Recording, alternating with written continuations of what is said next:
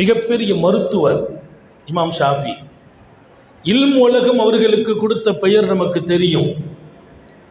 நான் இமாம் ஷாஃபியினுடைய ஜியாரத்துக்கு போன போது பார்க்கும் இடமெல்லாம் இமாம் ஷாஃபி, மஸ்ஜித் இமாம் ஷாஃபி, முஸ்தஸ்ஃபா இமாம் ஷாஃபி, ஷாஃபி இமாமின் பள்ளிவாசல், ஷாஃபி இமாமின் மருத்துவமனை, மிஸ்ரில் எங்கு பார்த்தாலும் இமாம் ஷாஃபியின் பெயர் இன்றைக்கும் ஜொலிக்கிறது.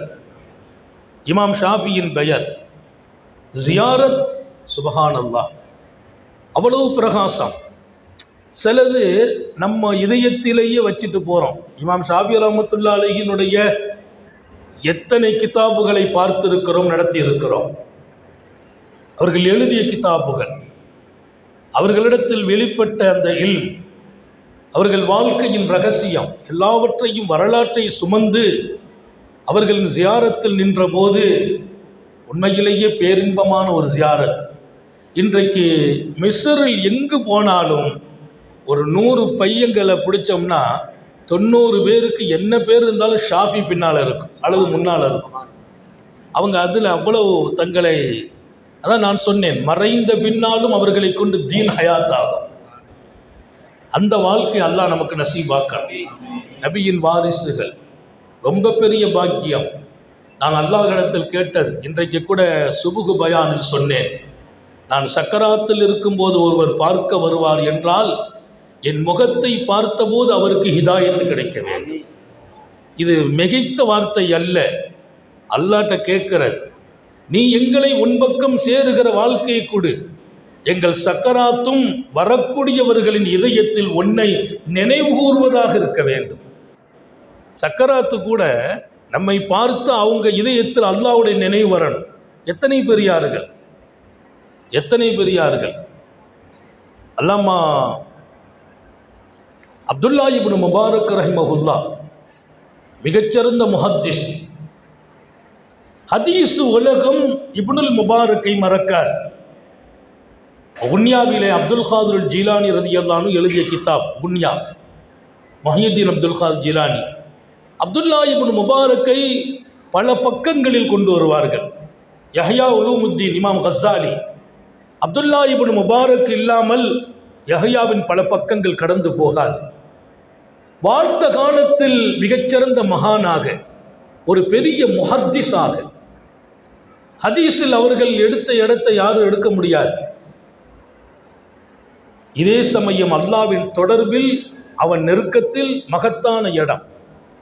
நீங்கள் கல்வியில் உலகத்தில் இன்றைக்கு ஆட்சி செய்தவர்களை பூரா நீங்கள் பார்த்தால் அவர்களின் தனி வாழ்க்கை எந்த அளவிற்கு என்றால் அல்லாவை மறக்காத நிமிடங்களும் அல்லாவை மறக்காத இபாதத்துகளும். இமாம் புகாரி அடிக்கடி சொல்வார்கள், நான் இன்றைக்கு உயர்ந்து நிற்கிறேன். நினைவாற்றல், இமாம் புகாரி ரஹ்மத்துல்லாஹி அலைஹி நினைவாற்றல் தான் அவங்களுக்கு பெரிய பரிசு, அல்லாஹ் கொடுத்த பரிசு. ஒரு கிதாப் எடுத்து பார்ப்பாங்க, பார்த்துட்டாங்கன்னா ஒரு பக்கம் அப்படி புரட்டுவாங்க, ஒரு 30 பக்கத்தை புரட்டுவாங்க. அடுத்த நிமிடம் கிதாபை கீழே வச்சா 30 பக்கத்தையும் சொல்லிடுவாங்க, 30 பக்கத்தையும் சொல்லுவாங்க. அது அவங்க சொல்கிறாங்க தன்னை பற்றி. இமாம் புகாரி ஒரு பார்வையில் இதயத்தில் அல்லாஹ் பதிவு செய்தார். 10 லட்சம் ஹதீஸை மனப்பாடம் செய்தேன்கிறான். ஏதோ 5000, 6000, 7000 ஹதீஸு தான் புகார் ஷரீஃபில் இருக்குது. மனப்பாடம் செய்த ஹதீஸுகள் 3 லட்சம் என்று இருக்கிறது, 7 லட்சம் என்று இருக்கிறது, 10 லட்சம். ஆனால் நான் என்ன நிபந்தனை வைத்தேனோ அந்த நிபந்தனைக்கு உட்பட்ட ஹதீஸுகளை கிதாபில் பதிவேற்றான். நிபந்தனை வச்சாங்க, என்னென்ன நிபந்தனைக்கு தான் ஹதீஸ் இருக்கணும்னு. இமாம் புகாரியினுடைய ஆளுமையை புரிந்து கொண்டவர்கள் அன்றைக்கு அவங்க வளர்ச்சி பிடிக்கலை. நிறைய பேருக்கு பிடிக்கல. இமாம் புகாரி ரஹ்மத்துல்லாஹி அலைஹி உலமாக்கள் 40 பேர் சேர்ந்து உட்கார்ந்து இமாம் புகாரியை பரீட்சை நடத்தினாங்க. 40 பேர், ஹதீஸில் ஆழம் கண்ட 40 பேர். இமாம் புகாரிக்கு வயசு சின்ன வயசு, வாலிபர். அங்கெல்லாம் முதிர்ச்சி பெற்ற உலமாக்கள். எப்படி பரீட்சை செய்கிறாங்கன்னா, ஒவ்வொரு ஹதீஸையும் மாற்றி மாற்றி அமைச்சாங்க. சனதை மாற்றுறாங்க, மத்தனை மாற்றுறாங்க. பெருமானார் ஸல்லல்லாஹு அலைஹி வஸல்லம் சஅல ரசூலல்லாஹ் இருக்கிற இடத்துல கால ரசூலல்லாஹ், சஅல ரசூலல்லாஹ்னு இருக்கும், ரசூல் இடத்தில் கேட்டார்கள் என்று. அதில் இவங்க சஅலாவை மாற்றிடுவாங்க. ஒரு பரீட்சைக்காக சனதில் ஹத்தஸனா ஹத்தஸனா அங்கேருந்து துவங்குது வைங்களேன், ரிபிஇ அப்படின்னா ஹத்தஸனா, அதுக்கடுத்து வரக்கூடிய ராவி ஹுமைதியை மாற்றிடுவாங்க. இப்படி மாற்றிய ஹதீஸுகளை கொண்டு இமாம் புகாரி இடத்தில் வாசித்து, இந்த ஹதீஸ் உங்களிடத்தில் என்ன தரம் கேட்பாங்க. இப்படி ஒரு ஹதீஸை நான் பார்க்கவே இல்லைன்றான். எல்லாத்தையும் அப்படியே அவுட் பண்ணாங்க. எல்லாம் முடிச்ச பின்னால் சொன்னாங்களாம், நீங்கள் முதல்ல சொன்னீங்களே அது அந்த ராவி இவர் வரமாட்டார், இவர் வருவார். ரெண்டாவது சொன்னதில் பெருமானாருடைய வாசகம் இப்படி அப்படி அல்ல. 40 ஹதீஸுக்கு மேல் அவங்க கேட்டாங்க. ஒரு கட்டத்தில் 100 ஹதீஸுக்கு மேல். அத்தனை ஹதீஸிலும் எதை மாற்றினார்கள், எது இருக்க வேண்டும் என்று சொன்னபோது மொத்த உலமாக்களும் இமாம் புகாரியின் கரத்தை முத்தமிட்டார்கள்.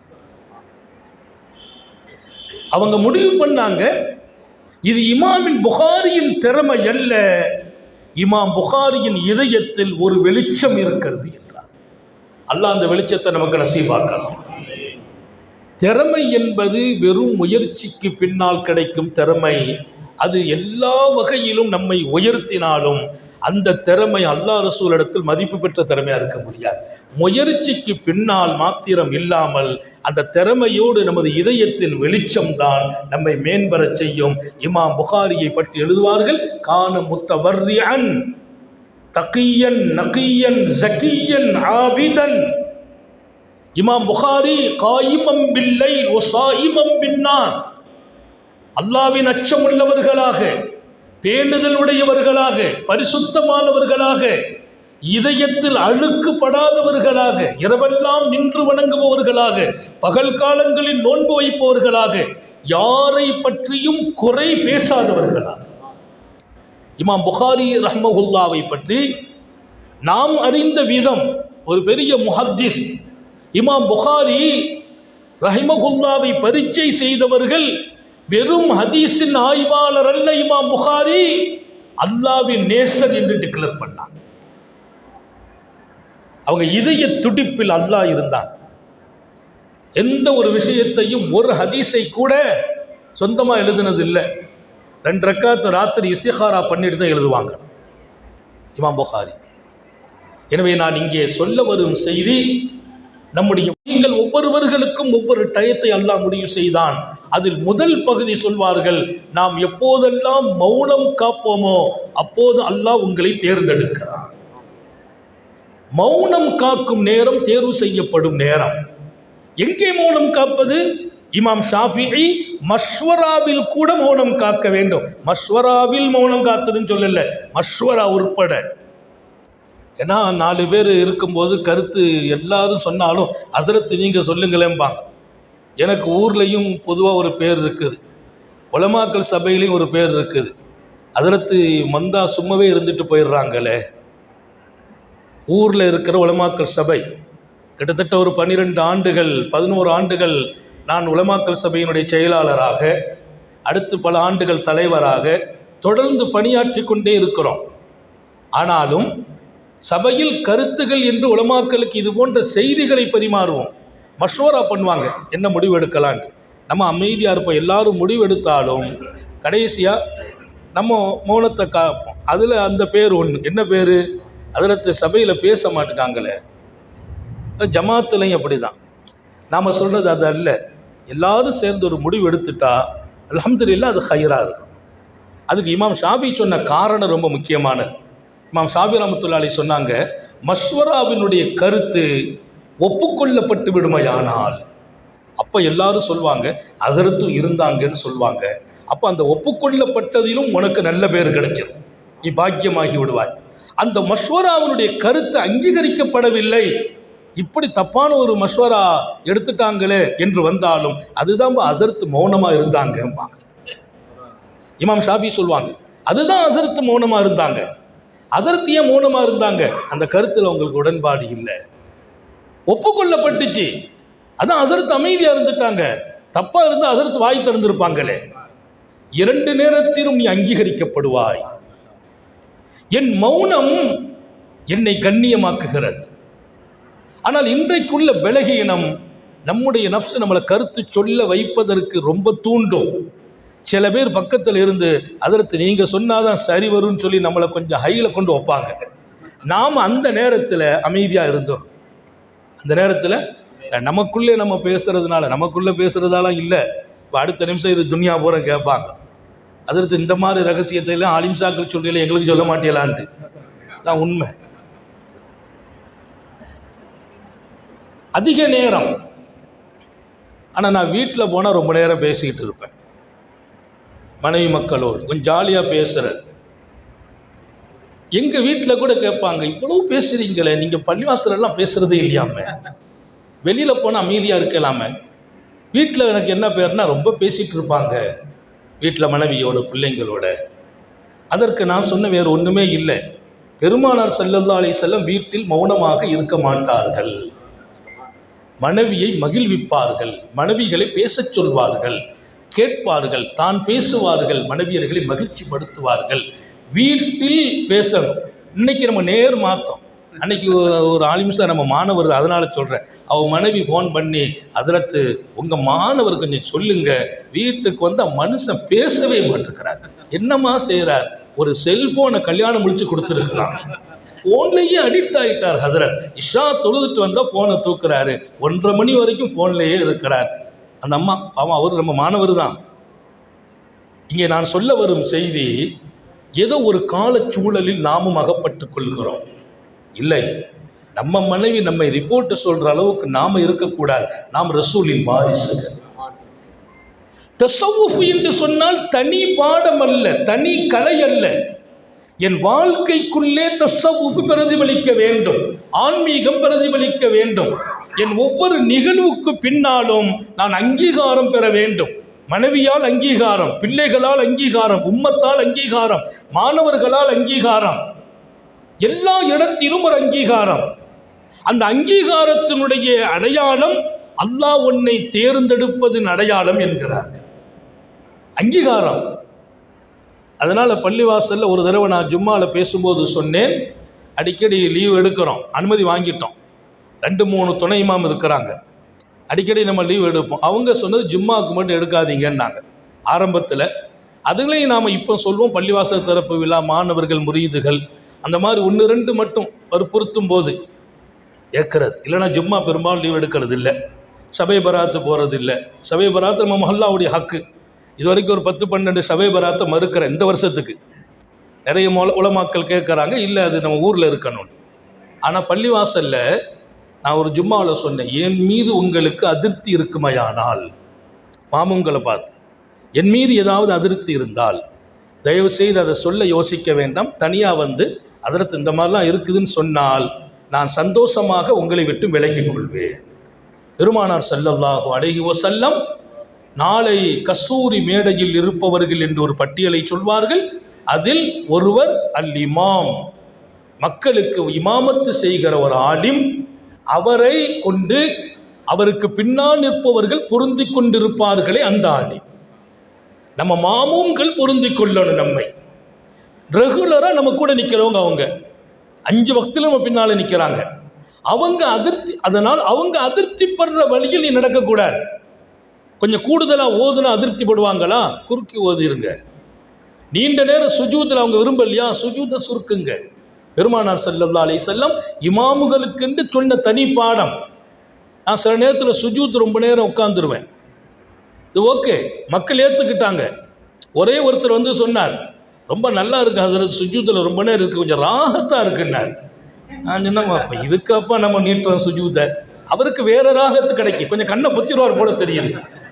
அது அவர் உண்மையிலே வந்து சொன்னார், ரொம்ப மனசு ராகத்தாக இருக்குது அதில் சுஜூத்தில் டப்பு டப்புன்னு எழுந்திருக்காமல் கொஞ்சம் நேரம் எங்களை நேரம் நின்று கிராத்தை கேட்டதுக்கு கொஞ்சம் படுக்க போட்டிங்களே, அல்ஹம்துலில்லாஹ், அந்த உணர்வு அவர்கிட்ட வருது. நான் சொன்னேன், அது அல்லங்க, சுஜூத் அக்ரபு மா யகூனுல் அப்து இலல்லாஹ் வ ஹுவ சாஜித். அல்லாஹ் அடியாறுகளோடு நெருங்கி வரும் நேரம் ஒன்று இருக்குமையானால் அவர் சஜிதாவில் இருக்கும் நேரம். சஜிதாவை கொஞ்சம் நீட்டம். பெருமானாரின் சஜிதா நீளமாக இருக்கும். ஒரு கட்டம் அன்னை ஆயிஷா ரலியல்லாஹு அன்ஹா சொன்னார்கள், ஸல்லல்லாஹு அலைஹி வஸல்லம் சஜ்தாவில் இருந்தார்கள். சஜ்தாவில் இருக்கும்போது நான் அருகாமையில் நின்றேன்.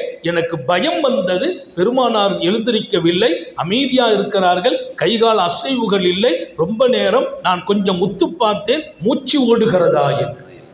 பெருமானாரின் வஃபாத்து குறித்து பயந்து அவ்வளவு நேரம் சுஜூதை நீட்டினார்கள் என்று அன்னை ஆயிஷா சொல்வாங்க. தனியா தொழும்போது இங்கே அல்லாஹ் அடியாறுகளை தூக்கி கொண்டு வந்து உயர்ந்த இடத்துக்கு கொண்டு வருகிற இரண்டாவது சந்தர்ப்பம் சஜதா என்கிறார். சுஜூத். சுஜூதுல அல்லாஹ்வை தவிர எந்த நினைவும் வராம பார்த்துக்கணும். அல்லாஹ்வுக்கு ரொம்ப பிரியமா சுபஹான ரப்பியல் அலா வ பிஹம்திஹி, அதானா அதிகமா சொல்லுங்க மௌலா. இதான் இது அங்கே போனால் தான் வரும். இங்கே இருந்து இவன் குனூத் ஓத சொன்னாலும் ஓத முடியாது. அங்கே போய் ஓதுனா ஓதிடலாம். அத்தகையாத்து நீங்கள் கேட்டால் சொல்ல முடியாது. அது அங்கே அப்படி உட்காந்துட்டா வந்துடும். சில பாடம் அந்த இடத்துக்கு தான் வரும். சுபஹான ரப்பியல் அலா வ பிஹம்திஹின்னு நம்ம சொல்கிறோமா, அதை விட அல்லாஹ்வுக்கு பிரியமான வார்த்தை இல்லைங்கிறான். அதனால் நீங்கள் மற்றது எல்லாம் சுஜூதில் ஓதுறதை விட நான் சாதாரணமாக 11 தடவை ஓதுவேன். எதில்? லொஹரில், அசரில், மக்ரிபில் இமாமாத்த நிற்பேன். சுபஹான ரப்பியல் அலா வ பிஹம்தி. அலா தான் அனஃபி மதஹபில், ஷாஃபி மதஹபில் ஒபி ஹம்திஹி சேரும். சுபஹான ரப்பியல் அலா ஒபி ஹம்திஹி. நம்ம சுஜூதில் சுபஹான ரப்பியல் அலா ஒபி ஹம்திஹின்றே ஓதிடுவேன். ஏன்னா நான் பிறப்பால் ஷாஃபி, இமாமத்தால் ஹனஃபி. ஆனால் ரெண்டில் அந்த ஒபி ஹம்திஹியை கூட்டுறதுனால தப்பா இல்லையா? எதுவுமே தடை இல்லை. சுஜூதில் அதை கூட்டுங்கள். சுஜூது கொஞ்சம் நீளட்டும், மக்கள் சடையக்கூடாது, அது ரொம்ப கவனம். அப்படி நீங்கள் இருப்பீர்களேயானால் அல்லாஹ் ஒரு கால் உங்களை உயர்த்த முடிவு செய்து விட்டால் அன்றைய சுஜூது போதுமானது. அப்ப அந்த சுஜூதில் ஷைத்தான் நம்ம கவனத்தை வேற பக்கம் கொண்டு போவோம்.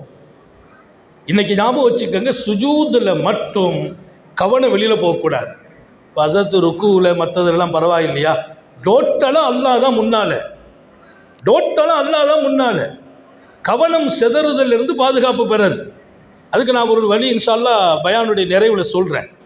எப்படி கவனம் செதறாமல் அந்த 4 ரக்காத்தையும் பாதுகாப்பது கடைசியாக சொல்கிறேன்.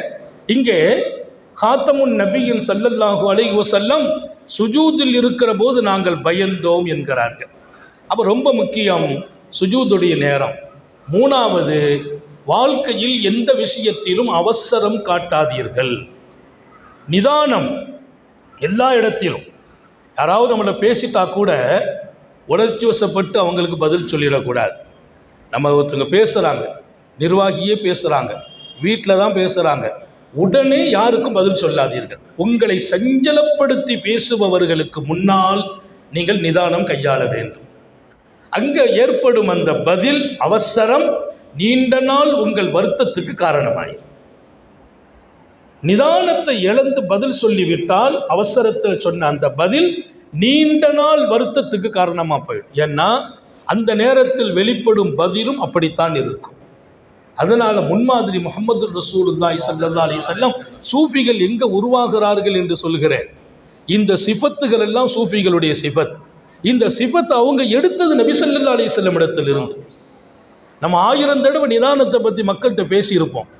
ஆனால் ரசூல் ஸல்லல்லாஹு அலைஹி வஸல்லம் இடத்தில் இருந்து நமது சூஃபிகளும் ஞானிகளும் வாழ்க்கையில் அவர்களை எதிர்த்து நின்றவர்களுக்கு முன்னால் நியாயமான பதில் தங்களிடத்தில் இருந்தது. அவங்க எதிர்ப்பது தப்பு அப்படின்னு சொல்கிற வழி இருந்துச்சு. ஆனால் சொல்லல நிதானத்தை கையாண்டாங்க. அந்த நிதானத்துக்கு அல்லாஹ் கொடுத்த கிஃப்ட் என்ன தெரியுமா?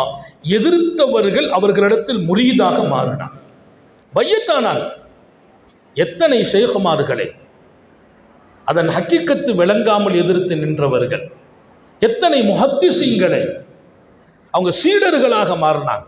என்ன காரணம்? அவர்கள் எதிர்த்து நின்ற அந்த நேரத்தில் இவர்கள் மௌனமும் காக்கிறார்கள், நிதானத்தையும் கையாளுகிறார்கள். அல் அஜலத்து மின ஷைத்தான். நாங்கள் ஸல்லல்லாஹு அலைஹி வஸல்லம், நீங்கள் அவசரப்படுவீர்கள் என்றால் அது உங்களின் சக்தி அல்ல. அவசரத்துக்கு பின்னால் உங்களை இயக்குபவனாக ஷைத்தான் வந்து விடுவான். இந்த ஹதீஸை பாருங்க. அல் அஜலத்து மின ஷைத்தான்னா, ஷைத்தான் அஜலத்தை கொடு, உங்களை அவசரம் காட்டும் இடத்தில் அவன் நின்றுவான். அவன் நின்றுட்டான்னா உங்களை இனி நீங்கள் ஏற்க மாட்டீங்க, அவன் ஏற்குவான். உங்கள் பேச்சு, உங்கள் வேகம், உங்கள் உணர்ச்சி எல்லாம் வெளிப்படும். அந்த நேரத்தில் கிடைத்த நியமத்தையும் இழப்பீர்கள் என்கிறார். கிடைத்த நியமத்தை இழந்து போகும். அல்லாஹ் உங்களுக்கும் எனக்கும் அந்த தௌஃபீகை நசீபாக்குவானாக. அப்போ கொஞ்சம் கவனம் வச்சுக்கணும். நிதானம், மௌனம், புனிதமான சுஜூதில் கவனம். அது நஃபில் தொழுகையாக இருக்கட்டும், ஃபரலாக இருக்கட்டும். 4வது செய்தியை சொல்லிட்டு நான் தொடருவேன். வாழ்க்கையில் அதிக காலங்களில் கோபத்தை விழுங்கி விடுங்கள். கோபம் வெளிப்பட வேண்டாம். கோபம் வர்றதுங்கிறது, அன்னைக்கு ஒருத்தர் சொன்னார், அதில் ஒரு 4 நிமிஷாக்கள் தான் ரொம்ப கோபப்படுறாங்கன்னார். யாரோ ஒருத்தர் கோபப்பட்டுருப்பார், பள்ளி இமாம், அவர் துன்யாவுக்கே மொத்தமாக சொல்லிட்டார். 4 நிமிஷாக்கள் கோபப்படுறாங்க, அவர் ஏதோ கோபம் இல்லாத ஆள் மாதிரி. அதல்ல உண்மை. அவருடைய நோக்கம் என்னன்னா, உலமாக்கள் கோபப்படலாமா? பெருமானார் ஸல்லல்லாஹு அலைஹி வஸல்லம் அடிக்கடி சொல்லுவாங்க, கோபப்பட்டாலும் கோபப்படுபவர்களில் சிறந்தவர்களாக இருங்களேன்னாங்க. கோபப்பட்டாலும் கோபப்படுபவர்களில் சிறந்தவர்கள். அது எப்படி நாயகமேன்னு கேட்டாங்க. பத்தீஉல் கலபுன்னாங்க. கோபம், அவர் 10 தடவை ஒன்று கோபம் விட்டுறார், 10 தடவை உணர்ச்சியை தூண்டுறார், வேகத்தை தூண்டுறார். நம்ம பக்கத்திலே சில பேர் இருப்பாங்க, அதில் தந்தால் பேச்சு சரியில்லையே, நீங்கள் என்ன இப்போ அமைதியாக இருக்கீங்க, கொஞ்சம் எழுந்துறீங்கப்பா, நம்மளை கொஞ்சம் அப்படி கிளப்பி விடுறது. அப்துல்லா இப்னு உமர் ரலியல்லாஹு அன்ஹுவை குறித்து இமாம் புகாரி எழுதுவார்கள், முஆவியா ஆட்சிக்கு வருகிறார்கள். செய்தனா முஆவியா, இவங்க ஜனாதிபதியின் குடும்பம் அப்துல்லா இப்னு உமர், ரசூலுடைய குடும்பம், அவர்களின் சகோதரி ஹப்சா நபியின் மனைவி. நாட்டினுடைய பொறுப்பு முஆவியா ரலியல்லாஹு அன்ஹு ஒப்படைக்கப்படுது. உலமாக்களுக்காக நான் சொல்கிற இந்த விஷயங்கிறது சாதாரணம் அல்ல. இதற்கு பின்னால் உலகத்தில் அல்லாஹு தாலா மிக உயர்ந்த மனிதர்களை இந்த மண்ணில் நமக்கு தந்திருக்கிறான். இந்த விஷயங்களை எடுத்து அவங்கள உலகமே கடைசி வரைக்கும் இல்லை, இன்னைக்கும் போற்றி கொண்டிருக்கு. அதில் அப்துல்லா இப்னு உமர் ஜனாதிபதி பொறுப்புக்கு வர்றாங்க. முஆவியா அவங்கள கூப்பிடலை, முறைப்படி கூப்பிடணும். என்ன, பழைய ஜனாதிபதி ஹஸரத் உமர் இப்னு கத்தாபின் மகன், 1000 பொறுப்புகளில் இருந்தவர்கள். சஹாபிகளில் அவங்களுக்கு பேர் சாஹிபுல் வரா, பேணுதல் நிறைந்த சஹாபின்னு பேர். அப்துல்லா இப்னு உமர் ரலியல்லாஹு அன்ஹுவுக்கு அவங்களுக்கு அழைப்பு வரல. ஹப்ஸா ரலியல்லாஹு தஆலா அன்ஹாவுடைய வீட்டுக்கு ஓடி வர்றாங்க அப்துல்லா இப்னு உமர். ஹப்ஸா குளிச்சுக்கிட்டு இருக்கிறாங்க. அந்த அளவுக்கு செய்தி பதிவாகுது. இமாம் புகாரி எழுதுவாங்க, ஹப்ஸா குளிக்கிறாங்க, குளிச்சு முடிச்சுட்டு ஓடி வர்றாங்க, இப்னு உமர் வந்துட்டாங்கன்ட்டு அவங்க தலையிலிருந்து முடியில் தண்ணி சொட்டிக்கிட்டே இருக்குது. ஏன்னா கூட பிறந்த சகோதரர். பாத்ரூம்லேருந்து அப்படி வர்றாங்க ஹப்ஸா ரலியல்லாஹு அன்ஹா, தண்ணி அப்படியே சொட்டு சொட்டா வழியுது. சொன்னாங்க, இப்னு உமரை கூப்பிட்டு, இந்த மாதிரி கிலாஃபத் ஏற்கிறாங்க, உன்னை எதிர்பார்க்குறாங்க, நீ அங்கே போனாங்க, உன்னை எதிர்பார்க்குறாங்க போ. அவங்க சொன்னாங்க, கூப்பிடலம்மா, அழைப்பே இல்லை, அழைப்பு இல்லாமல் எப்படி போவது? இன்னகும் எந்தொரு, உன்னை எதிர்பார்க்கிறார்கள். இன்னும் ஒன்றையும் நான் கனிவோடு சொல்லுகிறேன், நான் பயப்படுகிறேன் சகோதரா, நான் பயப்படுகிறேன். நீ இருந்தால் போகாமல் உனக்கு பின்னால் ஒரு பிரிவினை கூட்டம் உருவாகும். நாடு இது, ஈமானிய ஜனாதிபதி, அவர் ஈமானிய ஜனாதிபதி, ஏக முஸ்லிம்களுக்கு பொறுப்பெடுக்கிறார் முஆவியா. அப்போ நாம இன்றைக்கு போய் ஒத்துழைச்சிடணும். இது எந்த பாடம்? ஹப்ஸா நாயகி பேசுகிற பாடம், முத்தம நபி ஸல்லல்லாஹு அலைஹி வஸல்லம் அவர்களின் தர்பாரில் படித்த பாடம். பெருமானார் ஸல்லல்லாஹு அலைஹி வஸல்லத்தின் மூச்சுக்காற்றை சுவாசித்தவர்கள் அன்னை ஹப்ஸா. அந்த மூச்சு எப்படி இருந்திருக்கும்? ஈமானிய கிலாஃபத். இப்போ உன்னை எதிர்பார்க்கிறார்கள். இல்லைம்மா, அழைப்பு இல்லையே, நம்மளை விட்டுட்டாங்களே, புறக்கணிக்கிறார்களே. இல்லை, அவர்கள் எதிர்பார்த்து கொண்டிருக்கிறார்கள். நீ இருப்பா என்றால் உனக்கு பின்னால் ஒரு பிரிவினை கூட்டம் உருவாகும். அவங்களுக்கு எதிர்ப்பானவங்க பூரா இப்னு உமர் போகலையாண்டு அங்கே பையத்து செய்யாதவங்க பூரா இங்கே வந்து சேர்ந்துருவாங்க. நாட்டில் 2 பிரிவாகிடும். கட்டாயப்படுத்தி அனுப்பி வச்சுட்டாங்க. எங்கே அனுப்பிட்டாங்க? ஜனாதிபதி பொறுப்பெடுக்கிற இடத்துல மெம்பர் நிற்கிறார் முஆவியா. இப்போல்லாம் பொறுப்பு மெம்பர் படிக்க ஏறிடுவாங்க. வந்து உட்காந்துட்டாங்க. உட்காந்த உடனே அவருக்கு கொஞ்சம் வேகம் வந்துட்டு, யாருக்கு? முஆவியா ரலியல்லாஹு அன்ஹு. இவங்களே வரமாட்டேன்னு சொல்லி கட்டாயப்படுத்தி வந்திருக்கிறாங்க. அவங்களுக்கு வேகம். அந்த வேகம் எப்படி? அவங்க சொன்னாங்களா, இந்த கிலாஃபத் விஷயத்தில் யாராவது மூக்க நுழைக்க நினைத்தால், யாராவது இதில் மூக்க நுழைக்க நினைத்தால் அவர்கள் எழுந்திருக்கட்டும், அவங்க கொம்பை காட்டட்டும். நாங்களாம் கொம்பை காட்டட்டும், கொம்பை நம்ம சொல்ல முடியாது, பெரிய கொம்பனா கொம்பை காட்டட்டும் சொல்லிட்டு, நாங்கள் யாரு தெரியுமா, அவரை விட அவருடைய தந்தையை விட நாங்களே இதற்கு தகுதியினார். எதில் வச்சு சொல்றாஹா? மெம்பர் படிக்கல. மாவியா, நாங்கள் தகுதி, நஹனு அஹக்கு பிஹி மின்ஹு வ மின் அபீஹி. இந்த வாசகத்தை இமாம் புகாரி எழுதுறாங்க. ஹதீஸை மாத்திரம் பார்க்கவில்லை, ஹதீஸுக்குள்ளே இருக்கிற பாடம் அன்னை ஹப்ஸா அனுப்பி வைத்திருக்கிறார்கள் ரலியல்லாஹு அன்ஹா, உம்மஹாத்துல் மூமினீன், மூமின்களின் தாய். இங்கே வார்த்தைகள் அவர்கள் கொட்டுவாங்க. முஆவியா, சஹாபாக்கள், முஆவியா ரலியல்லாஹு அன்ஹுவை நாம் குறை சொன்னால் நாம் பாவியாகி விடுவோம். அப்துல்லா இப்னு உமரை குறை சொன்னால் நாம் பாவியாகி விடுவோம். இங்கே நாம கருத்தை மட்டும் எடுக்கிறோம், அவ்வளவுதான். முஆவியா ரலியல்லாஹு அன்ஹு மெம்பர்ல இருந்து சொல்றாங்க, யாராவது இந்த விஷயத்துல தலையிடணும்னு நினைத்தால், மூக்க நுழைக்க நினைத்தால் அவங்க கொம்ப காட்டட்டும், நாங்கள் தான் அவர்களை விட அவர்களின் தந்தையை விட, அப்படின்னு அங்கே தந்தைன்னா உமர் ரலியல்லாஹு அன்ஹு விட தகுதின்றாங்க.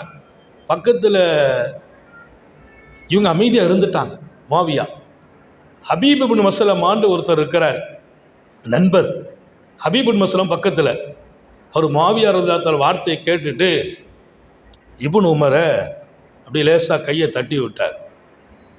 எழுந்திரி, என்ன பேசுகிறாரு தெரியுதா, மௌனமாக இருக்கிற இடமா இது அப்படிங்க. உடனே அவங்க சொல்கிறாங்க, நான் அப்படி முட்டு கட்டிட்டு இருந்தேன். அவங்க உட்கார அமைப்பை சொல்கிறாங்க, என் துண்டை எடுத்து போட்டு முதுகை கட்டி முட்டில் கட்டிட்டு உட்காந்துருந்தேன். எதுக்குன்னு அவ்வளோ சீக்கிரமாக எழுந்திரிக்கக்கூடாதுன்னு சொல்லி இருக்கையே. ஏன்னா எனக்கு பிரிவை வரக்கூடாதுன்னு அப்சா அனுப்பியிருக்கிறாங்க. அங்கே பிரிவுக்கு காரணங்கள் எதுவும் நடந்துடக்கூடாது. இப்போ சாபாக்கள் பொதுவாக அப்படி தான் உட்காருவாங்க, காலை தூக்கி இப்படி வச்சுட்டு உட்காருவாங்க. அதில் துண்டை தூக்கி கட்டிக்கிட்டேன், இங்கே ஒரு துண்டை இப்படி கட்டி உட்காந்துக்கிட்டேன். அவர் சொல்கிறார், என்ன உட்காந்துட்டு இருக்கப்பா, பேச்சை கவனிச்சியா? எனக்கு கொஞ்சம் ரோசை இந்த துண்டை அவுத்துட்டேன். எதை அவுத்துட்டேன்? முட்டுக்கட்டை அவுத்துட்டேன். எதுக்கு? எழுந்திருக்கிறதுக்கு. அப்புறமும் ஒரு பார்வை அல்லாஹ் பார்க்க சொன்னால் மேலே பார்த்தேன். அல்லாஹ், நான் இப்போ பொறுமையாக இருந்து கோபப்படாமல் இருந்து நிதானம் காத்து விட்டால் இதுக்கு பகரமாக சொர்க்கம் எனக்கு என்ன இருக்குதுன்னு அதை பார்த்துட்டு அமைதியாக இருந்துட்டேன். அலாமா அல்லாஹு பிஹி ஃபில் ஜன்னா, சொர்க்கபதியில் என் ரப்பு நிதானத்திற்கும் கோபப்படாமல் இருப்பதற்கும் பொறுமையாக இருப்பதற்கும் மௌனம் காப்பதற்கும் என்ன கிடைக்கும் என்பதை ரப்பு ஏற்பாடு செய்திருந்தானே, அதை பார்த்தேன், உணர்ந்தேன், நான் அமைதியானேன், பதில் சொல்லவில்லை. அப்படி நான் பதில் சொல்லியிருந்தால் அன்றைய அரசாங்கத்தின் துவக்கம் பெரிய கலவரமாக போயிருக்கும். அல்லாஹு ரப்புல் ஆலமீன் அந்த இடத்தில் என்னை தேர்ந்தெடுத்தான். ஜனாதிபதி யார்? முஆவியா. மரியாதைக்குரிய மனிதராக ஆக்கப்படுகிறார்கள் அப்துல்லா இப்னு உமர். அந்த நிதானம் என்பது மிகப்பெரிய விஷயம். ஏன்னா இது உணர்ச்சி வர வேண்டிய விஷயம், கோபப்பட வேண்டிய இடம், கோபத்தை அடக்க வேண்டிய கட்டம் இது இல்லை. அது அவங்க சொன்னாங்க. நம்ம பக்கத்தில் இருக்கிறவங்க அசைச்சு விட்டுருவாங்க. கட்டை அவுத்துட்டேன் அவர் அசைச்ச உடனே. அப்புறம் தான் நான் பார்த்தேன், இலாமா அத்தனி ரப்பி, அல்லாஹ் எனக்கு தயாரித்த சொர்க்கத்தை பார்த்துட்டேன். அதுக்கு பின்னால் முடிவு பண்ண நம்ம இந்த இடத்துல கோபத்தை அடக்கிறது தான் பெரிய பாக்கியம். அடக்கினேன், பாக்கியம் பெற்றேன். இந்த சம்பவத்தை இமாம் புகாரி ரஹ்மத்துல்லாஹி அலைஹி புகாரி ஷரீஃபினுடைய பிற்பகுதியிலே பதிவு செய்கிறான். என் அன்பு மௌலவிகளுக்கு நான் சொல்வேன், இதற்கெல்லாம் நாமே வாரிசுகள். நம்முடைய எதிர்காலம் தொடங்க வேண்டும். இங்கே மூத்த ஆலிம்களும் எங்கள் மாணவ கண்மணிகளும் நம்மிடத்தில் பையத்தான் அதிகமான உலமாக்களும் இங்கே இருக்கிறீர்கள். நான் உங்கள் கவனத்தில் பதிப்பதெல்லாம் இதைத்தான் பதிக்கிறேன். நம்முடைய சிந்தனைகள் நேர்மறையாக எப்போதும் இருக்க வேண்டும். எதிர்மறைகள் நிறைய நம்மை நோக்கி இருக்கும், எதிர்ப்புகள் இருக்கும், ஆயிரம் கருத்துகள் நம்மை நோக்கி தரப்படும். எல்லா காலத்திலும் அவசரப்பட்டு பதில் சொல்வது என்பது ஆரோக்கியமாக இருக்காது. நமது நிதானம் இழக்க வேண்டிய நிலை வந்தால் காலம் பூராவும் பாதுகாத்த கண்ணியம் இழக்க வேண்டியதாயிரும்.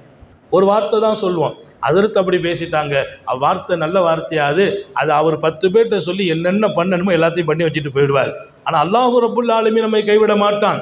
இருப்பினும் சங்கையான ஆலிம்கள் இன்னைக்கு நம்ம ஒரே இடத்துல அல்லாஹ்ட்ட கேட்டது, ஒரே இடத்துல பணி செய்யணும், ஹயாத் வரைக்கும் பணி செய்யணும். ஹயாத் வரைக்கும் ஜாமியா தாருல் உஸ்மானியாவுக்கு முந்தி வீரசூரில் 1 வருஷம் உஸ்தாதாக இருந்தேன். அங்கே ராத்திரி கேட்ட துவா. ஒரு நாள் தஹஜ்ஜத்தில் கேட்ட வீரசோழனில் உஸ்தாதாக இருக்கும்போது அங்கே ஷேகுல் இஸ்லாம் சகீரு சலாம் ஹசரத் இருந்தாங்க. அப்போ நாசிரா நானும் ஹசரத்தும் தான். அப்போ அன்றைக்கி ராத்திரி தஹஜ்ஜத்தில் கேட்டேன், எனக்கு ரிசுக்கு அல்லாஹ் ஊரில் போடுன்னு கேட்டேன். ரிசுக்கு ஊரில் வைன்னு கேட்டேன். அது நம்ம கேட்ட உருக்கம் கவலை எந்த சூழ்நிலையில் நான் கேட்டேங்கிறது ரப்புக்கு தெரியும். அது அல்லாஹ் கபூல் செய்தான். எல்லாவற்றையும் அல்லாஹ் கபூல் செய்தால் நம்ம எதிர்பார்க்க முடியாது. அந்த வருஷமே வீரசோழனிலிருந்து நான் நிற்கிறேன். ஜாமியா தாருல் உஸ்மானியாவில் சேர்றேன். காலையில் 9 மணிக்கு உஸ்மானியாவில் சேர்றேன். அன்னைக்கு முகர், இன்னைக்கு நான் பணி செய்கிற வாவர் பள்ளியில் இமாமாக சேர்றேன். 2 இடத்துலையும் சேர்ந்து 34 வருஷம் ஆச்சு. ஒரு வருஷம் தான் வெளியில் தாசில் வாங்கிட்டு அதற்கு வெளியில் அனுப்பி விட்டாங்க வீரசோழம். அதுக்கு பின்னால் அந்த ராத்திரி கேட்ட துவாவை அல்லாஹ் ஏதோ கபூல் செய்தான். எனக்கு தகப்பனார், தாயும் தகப்பனாருடைய நேசம் ரொம்ப உண்டு. அவங்க ஹிதுமத்திலேயே வாழ்ந்தோம். அவங்க ஹிதுமத்து இல்லாமல் என்னால் இருக்க முடியல. அப்போ நான் சொன்னேன், ரப்பே மதரசா காலம் பூரா ஹிதுமத்து இல்லாமல் கழிஞ்சிட்டு இப்போவும் நான் ஹிதுமத்து இல்லாமல் இங்கே வந்து கழிஞ்சிட்டு இருக்கேன். எனக்கு நீ உதவி செய். நான் ஊரோடு இருக்கணும், பெற்றோர்களோடு இருக்கணும்னு. அந்த காரணத்தை வச்சு அல்லாஹ் கபூல் செய்துட்டான். தாய் தந்தையர்களுக்கு அவங்க வஃபாத் வரைக்கும் நான் நிறைய பயானில் சொல்லியிருக்கேன். என்னுடைய தகப்பனாருடைய வஃபாத்து நேரம் காலையில் மதரசா ஆரம்பம் சனிக்கிழமை. அன்றைக்கு பிறை 18 மதரசாவில் துவாவுடைய நாள். பாப்பாவுக்கு காலையில் நான் தான் நாஸ்டா கொடுக்குறேன். ஆலிஸ் ஒரு கிளாஸ் கொடுத்தேன். கொடுத்து முடிச்சோன்னு கேட்டாங்க, எப்போ வருவப்பான்னு கேட்டாங்க. அப்போ 10:30 மணிக்கு மஷூரா முடியும் வர்றேங்கிறேன். 10:30 தாண்டி மஷூரா நடந்துக்கிட்டு இருக்குது. வீட்டிலேருந்து ஓடி வர்றாங்க, வாப்பா கையை காட்டுறாங்க வாங்கண்டு. வேகமாக ஓடி வந்து என் தகப்பனார் ரூஹு பிரியுது. 10:30 மணிக்கு நான் வருவேன்னு சொன்னேன். 10:30க்கு சரியாக வரணுன்னாங்க. நான் 10:50 ஆச்சு. அவங்க 10:30க்கு மேலே அவங்க ரூஹு பிரியுது. அவங்க வஃபாத்துக்கு முன்னால் காலையில் நாஸ்டா கொடுக்குறேன். அன்றைக்கி ஹார்லிஸ் கொடுத்தேன். உட்காந்து குடிச்சிட்டு சொன்னாங்க, நீ நல்லா இருப்பேன்னாங்க. பாப்பா சொன்ன துவா, உம்மா சொன்ன துவாவும் அதுதான். அவங்களுக்காகவே நான் பல ஹஜ்ஜு போகலை, பல வெளிநாடுகளுடைய பயான்களுக்கு போகலை. பாப்பா அம்மா ஹித்மத் வேணும் என்றே ஊரில் ரிசுக்கை கேட்டான் அல்லாட்ட. அல்லாஹ் அந்த ரிசுக்கை ஊரில் வச்சான். இன்னைக்கு வரைக்கும் வச்சிருக்கான். கிட்டத்தட்ட 32-34 வருடங்கள் அதே பள்ளியில் இமாம், ஒரே மதரசாவினுடைய உஸ்தாதாக, இன்றைக்கு நாசிராக. இதுவெல்லாம் பெருமையான செய்தி அல்ல. அல்லாஹ் இடத்தில் கேட்ட அந்த உருக்கத்தில் எப்படி இருந்தது என்று என்னால் உணர முடிகிறது. அதற்கு பின்னால் இருந்தது என் தாயும் தந்தையும். அவங்க 2 பேரும் தான் கடைசி வரைக்கும் ஹிதுமத். காலையில் 11:30 மணிக்கு புகார் ஷரீஃப் பாடம் நிறைவாகும் நேரம். அப்போவெல்லாம் ஃபோன் கிடையாது. எங்கள் உம்மா காலையில் 12 மணிக்கெல்லாம் ஏதாவது சாப்பிட்ணுன்னு நினைப்பாங்க. வேகமாக பாடத்தை முடிச்சுட்டு ஓடி வருவேன். ஓடி வந்து வாப்பா அம்மா 2 பேருக்கும் நல்லா இருப்பாங்க. நான் தான் உணவு எடுத்து வாயில் கொடுக்குறேன். அவங்க அதை பிரியப்படுவாங்க. ஆலிம்சா வந்து சாப்பாடு தரணும். யாராவது போட்டு கொடுத்தாங்கன்னா, வீட்டம்மாலாம் போட்டு கொடுத்தா அங்கே வைமா ஆலிம்சா வரட்டுன்ட்டுவாங்க. ஆலிம்சா வந்து சாப்பாடை வாயில் தீட்டி விட்டோம். இன்றைக்கி அல்லாஹு தாலாவுடைய பெரிய கருணை, எங்கள் பிள்ளைங்க எங்களுக்கு வாயில் தீட்டி விடுறாங்க.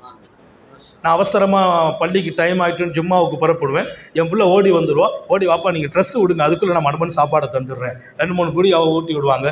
எங்கள் வீட்டம்மா சொன்னது சொல்லுவாங்க, பிள்ளைங்கெல்லாம் போயிட்டா நான் ஊட்டி விட்டுக்கிறேன்ட்டு. நான் சொல்ல வருகிற செய்தி, வாழ்க்கையில் நாம் எப்படியெல்லாம் அல்லாஹோடு நம்மை ஆக்கிக் கொள்கிறோமோ, நம்மை சார்ந்தவர்களை நம்மோடு அல்லாஹ் அனுப்பி விட்டுருவோம். நம்ம எப்படி நடக்கிறோம் அப்படி நடத்தப்படுகிறோம்.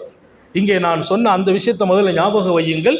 காத்தமுன் நபியின் ஸல்லல்லாஹு அலைஹி வஸல்லத்தினுடைய அன்பு மனைவி ஹப்ஸா ரலியல்லாஹு அன்ஹா எதை ஆசைப்பட்டார்கள்? பிரிவு வரக்கூடாது. அந்த நிகழ்வை அல்லாஹ் இங்கே ஏற்படுத்தி கொடுத்துட்டான். இமேஜ் கூடுச்சு. யாருக்கு? அப்துல்லா இப்னு உமருக்கு பெரிய கண்ணியம். ஒரு காலகட்டம் ஷைഖுல் மக்கத்தி வல் மதீனா, மக்கா மதீனாவின் ஷைഖ் என்று அறியப்பட்டார்கள். ஷைഖுல் குரஷி, குறைஷிகளின் ஷைഖ் என்று முகவரி பெறுகிறார்கள். ஹரம் ஷரீஃபுக்குள்ள நீங்க வந்தீங்கன்னா பெரிய கூட்டம் உட்கார்ந்து இருப்பாங்க. அந்த உடனே கேட்பாங்க, மனி ஷைഖ்? அப்துல்லா இப்னு உமர். ஷைഖ் யார்? அப்துல்லா இப்னு உமர். அவங்கள சுற்றி ஒரு கூட்டம் இருந்துகிட்டே இருப்பாங்க. நாடு வேறவங்கள்ட்ட, ஆட்சி வேற ஆட்கள்கிட்ட, ஆனால் மக்கள் அப்துல்லா இப்னு உமர். எப்படி பிற்காலத்தில் ஆட்சியாளர்களாக உருவானவர்கள், அப்பாசியா கிலாபத்தாக இருக்கட்டும், அதுக்கு அடுத்து வந்த ஆட்சி காலங்களாக இருக்கட்டும், மாமன்னர் ஹாரூன் ரஷீதுடைய காலம், இந்த காலங்கள்லாம் நீங்க பார்த்தீங்கன்னா ஆட்சி அவர்களிடத்தில் இருந்தது. மிகப்பெரிய கண்ணியம் ரசூலுடைய அகல பைத்துகளுக்கு இருந்துச்சு. அகல பைத்துகள் வந்தா மக்கள் ஒதுங்கிடுவாங்க. காபத்துல்லாவில் கூட தவாஃபுல ஜைனுல் ஆப்தீன் வர்றாங்க, நேரம் குறைவானது முடிக்கணும். ஜைனுல் ஆப்தீன் வர்றாங்க காபாவில். மாமன்னர் ஹிஷாம் அன்றைக்கு அவர் ஆட்சியாளர் அல்ல, அவங்க வாப்பா ஆட்சியில் இருக்கிறாங்க. மன்னர் ஹிஷாம் இளவரசர், அவர் தவாஃபில் வந்துகிட்டு இருக்கார். தவாஃபில் வந்த மக்கள் கண்டுகிடவே இல்லை. ஹஜ்ருல் அஸ்வத் முத்தனுங்கிறாரு, பெரிய கூட்டம். அப்போ அவங்க சொல்லிட்டாங்க, கொஞ்சம் உட்காருங்க, கொஞ்சம் கூட்டம் கலைஞ்சா முத்தலான்ட்டு ஒரு சேர் போட்டு உட்கார வச்சிருக்கு ஹிஷாமை. அந்த நேரத்தில் ஹதரத் ஸைனுல்லாபிதீன் ரலியல்லாஹு அன்ஹு உள்ளே வர்றாங்க. அப்படி வர்ற போது மொத்த மக்களும் ஹஜ்ருல் அஸ்வத் விட்டு விலகிட்டாங்க. ஹஜ்ருல் அஸ்வத் விட்டு விலகிட்டாங்க. ஹஜ்ருல் அஸ்வத் காலியா இருக்குது. ஸைனுல்லாபிதீன் ரலியல்லாஹு அன்ஹு முத்தமிடுறாங்க. அவர் கேட்கிறாங்க, ஹிஷாமை சுற்றி நிற்கிறவங்க, யார் அவர், யார் அவர், நீங்கள் எல்லாம் வந்தபோது விலகாதவர்கள். அவர் ஒன்று சொன்னார், லாதிரி யாருன்னு எனக்கு தெரியாதுன்றார். நல்லா தெரியும், தெரியாதுன்னு சொன்னார். ஏன்னா மக்கள் அங்கே போயிடுவாங்க. மக்களால் அவர்களின் இதயத்தில் அல்லாஹ் அகிலபைத்துக்கு இடம் கொடுத்தான். அதனால் இங்கே சங்கமிக்க உலமா பெருமக்கள், உங்கள் கவனத்தில் நான் சொல்கிறேன், நம்முடைய வாழ்க்கையில் அல்லாஹுவின் நெருக்கம், சாலிஹீன்கள் பெற்ற இடம், அல்லாஹ் தேர்ந்தெடுத்த இடம். நாம் நிதானமாக இருந்தபோது தேர்ந்தெடுத்தான், கோபத்தை விழுங்கிய போது தேர்ந்தெடுத்தான், கோபப்பட வேண்டிய கட்டத்தில் விழுங்கிய போது, அதேபோல் சகிப்புத்தன்மையை தாண்டி இன்னொரு பக்கம் மௌனம் காத்த போது தேர்ந்தெடுத்தான்.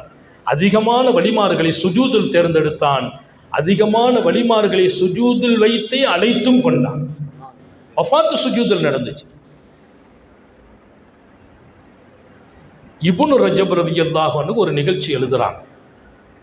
இந்த நிகழ்ச்சி நேரம் ஆயிட்டாலும் இங்கே சொல்வது நமக்கு முத்தாய்ப்பாக அமையும்.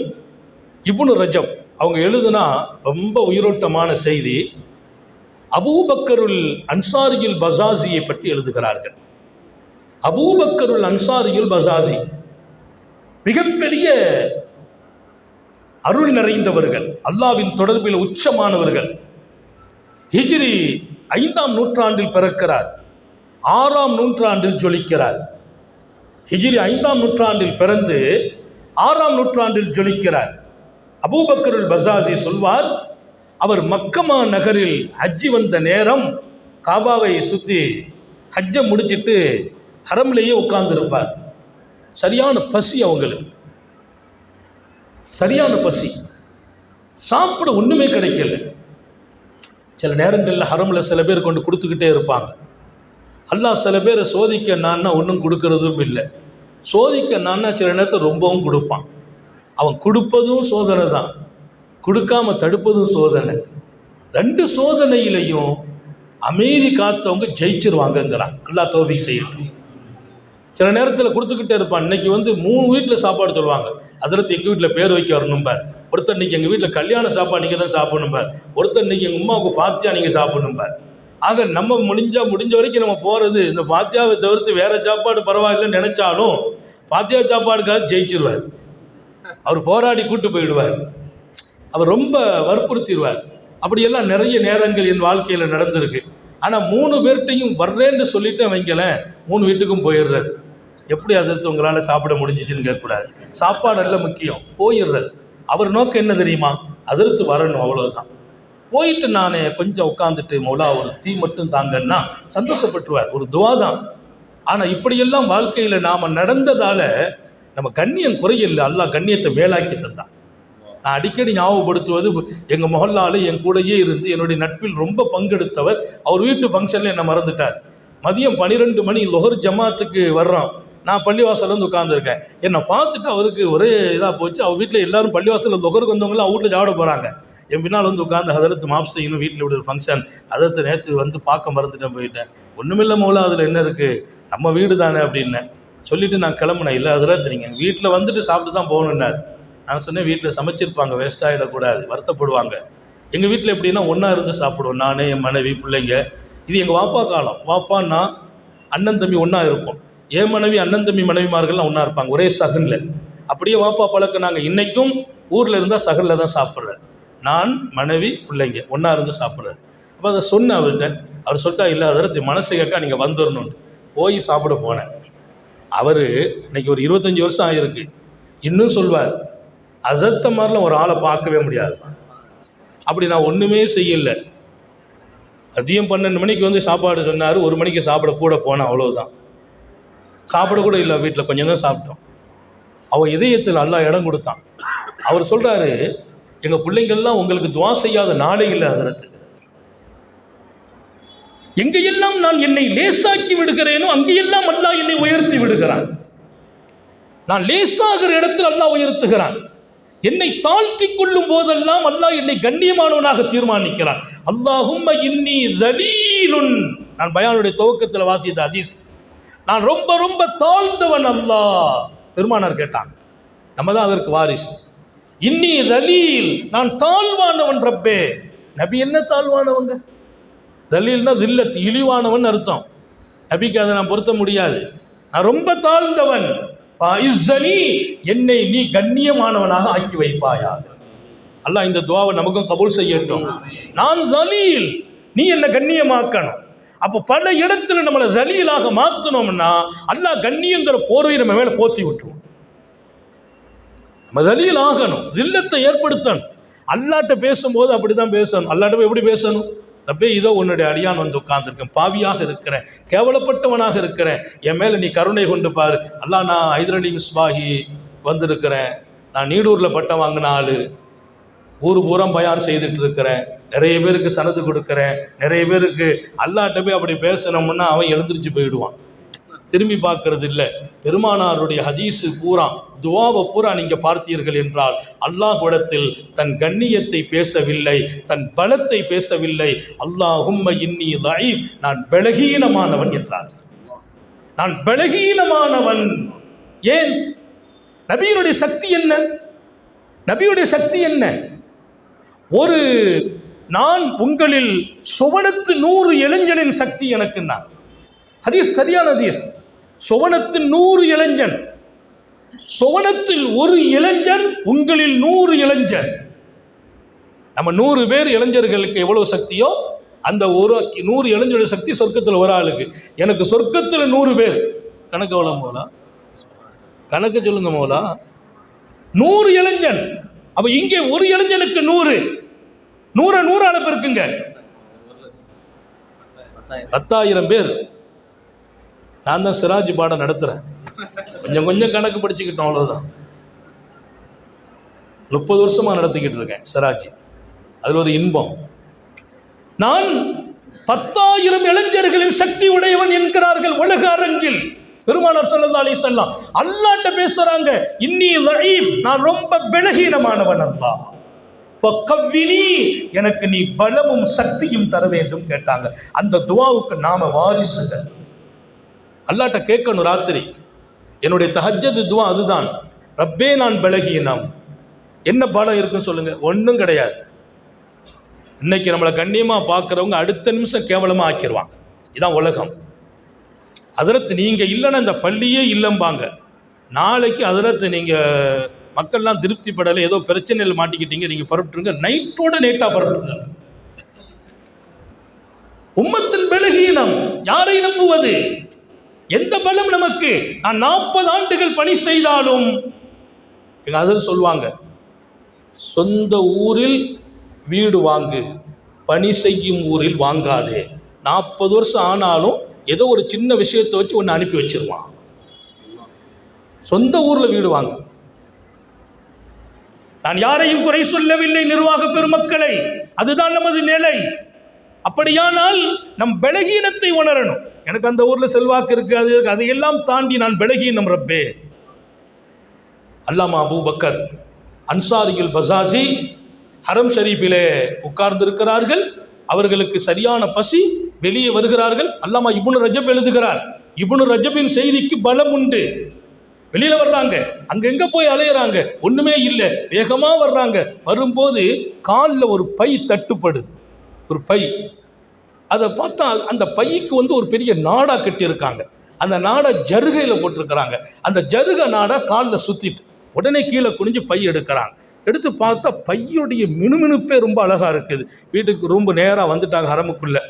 ஹரமு உள்ளே வந்து அந்த பையுடைய சிப்பை திறந்து பார்த்தா உள்ள வைர மாளிகை மாலை, வைர மாலை. வைர மாலைனா எத்தனை கல் இருக்குதுன்னு பார்க்குறாங்க.